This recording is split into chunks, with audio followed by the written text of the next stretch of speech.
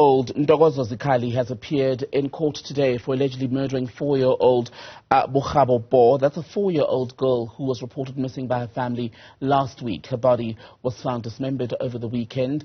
A lot of outrage among the community, as you can imagine. And when he appeared in court today, there were protests, and the father of the little girl even tried to lunge at the alleged killer, who faces charges including kidnapping and violation of a body because Bugabo was found dismembered. Let's talk about this now with Martin Ewi, who's with the ISS, an expert on kidnappings. Martin, a very good afternoon to you. So this little girl was reported missing between Monday, Tuesday.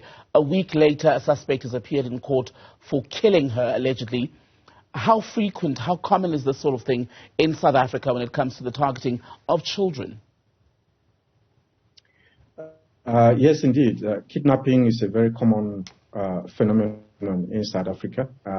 We thought we were over the peak period in the early years of, the last decade, 2010 to 2014. We thought we were over the peak, but it seems that the phenomenon is making a return, and this is extremely concerning for everyone because when a child is kidnapped, it's a family that is kidnapped.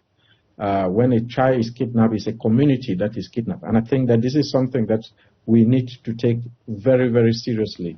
Kidnappings in South Africa have been going on for quite some time.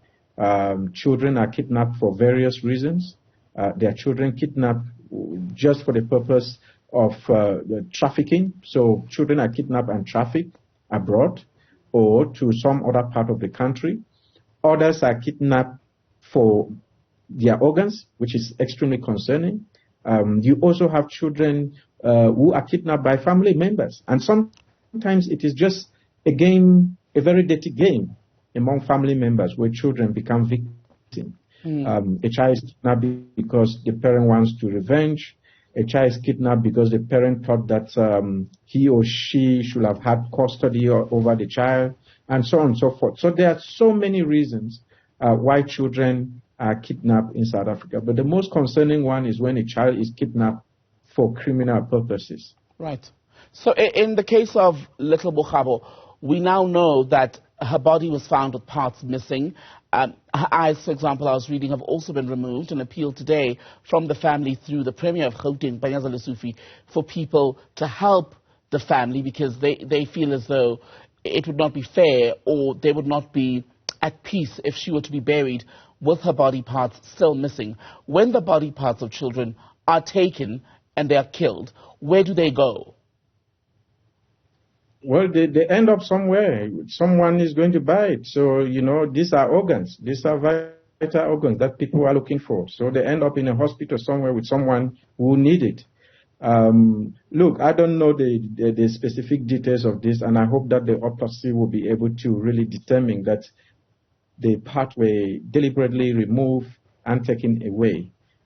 Because if that's the case, it means that someone else has them.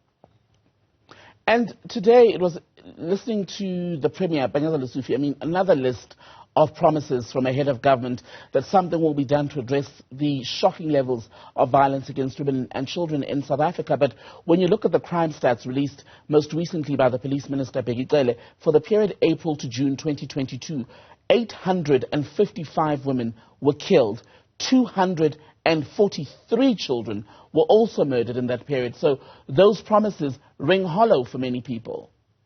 Absolutely. It's a huge mountain to climb if the minister wants to really change things on the ground. Not that they cannot change. The law is there to give the minister all the weapons that he requires to deal with this problem. But it is not something that, you will sit in your living room and deal with it. You have to come out to the ground and address the issues. This is a societal problem. This is something that the whole of South Africa need to be concerned about. Because when children are kidnapped for these kind of reasons, you don't know where they will take it to. It could be your own. So indeed, it's very, very sad to hear, very sad to see, and it's a phenomenon that we definitely have to stamp out from our society. But also most concerning today among what happened in court, two things, right? The community has said that if they were to lay their hands on this man, Ntokozo Zikhali, they would basically do with him whatever they want. But it's also emerged, confirmed in court, that Zikhali is accused also of alleged rape of another child, a 9-year-old, as was said by the Premier today. And that raises serious questions, does it not, about the justice system, about how someone would, in this case, allegedly re-offend. Yes, you do have serial offenders, and I hope that if this individual is a serial offender, that the law will take its course.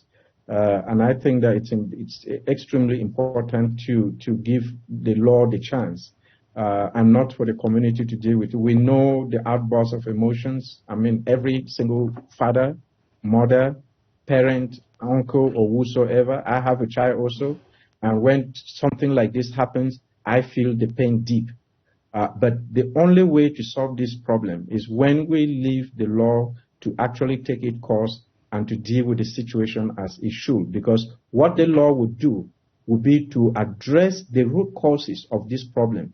So it's not only going to do justice to this child, but it's going to prevent other children from falling victim.